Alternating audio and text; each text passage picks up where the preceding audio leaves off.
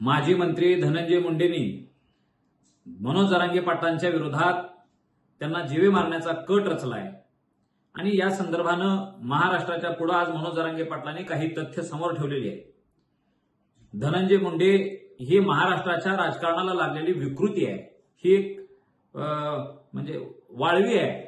ह्या वाळवीला कुठलं तरी औषध फवारून नष्ट करण्याची गरज आज महाराष्ट्रासमोर निर्माण झालेली आहे। खऱ्या अर्थानं बीडचा बिहार केला म्हणण्यापेक्षाही बिहारपेक्षाही वाईट परिस्थिती आज बीडमध्ये जी निर्माण झाली त्याला कारणीभूत हा धनंजय मुंडेच आहे। कारण ह्या धनंजय मुंडेंनी ऑर्गनाइज्ड क्राईम म्हणजे संघटित गुन्हेगारीला मोठ्या स्वरूपात आश्रय दिलेला आहे आणि त्या पद्धतीनं त्यांनी त्यांचा वाढ केलेली आहे।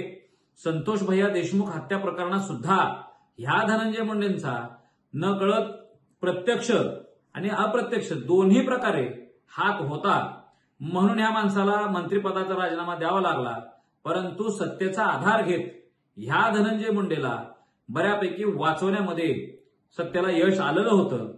परंतु माझा महाराष्ट्राच्या सगळ्या जनतेला आव्हान आहे, वंजारी समाज बांधवांना सुद्धा आव्हान आहे की बाबा धनंजय मुंडे सारख्या नेत्याला आपण महाराष्ट्रात ठेवायचा आहे किंवा नाही ठेवायचा आहे याचा विचार करण्याची गरज आहे।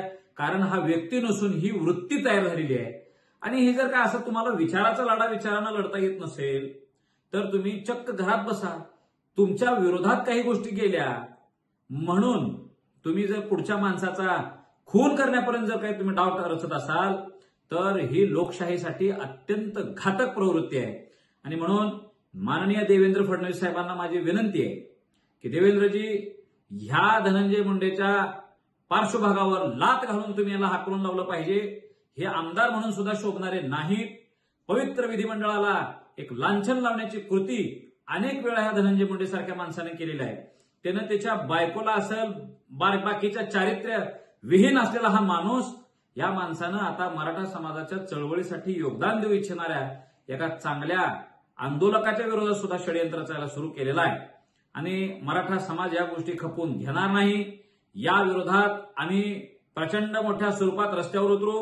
जर धनंजय मुंडे काही दिवसाच्या आत गजाआड नाही गेले, त्यांच्यावर कॉन्स्पिरसीचे गुन्हे नोंद नाही केले, त्यांना मकोकासारख्या गुन्ह्यात जर काय सहभागी नाही करून ठेवला तर मराठा समाज बाकीच्या गोष्टी आपल्या हातात घेईल आणि त्याच्यानंतर जो काही परिणाम होईल त्याला सरकार जबाबदार असेल।